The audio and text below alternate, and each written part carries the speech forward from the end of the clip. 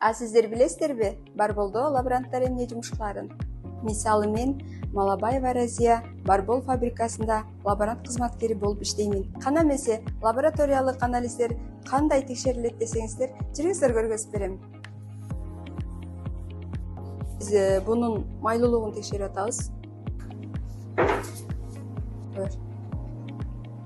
Азыр бул бизде норма экен. Өндүрүшкө жарайт. Сливкинин нымдуулугун текшерели.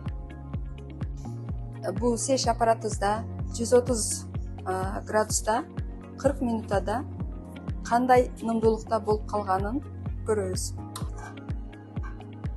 Биз ысык гана болгон сливкини сразу алып, аны текшербейбиз. Аны бир аз бетин жабып, муздатышка салабыз. Биз ар бир келген ундарды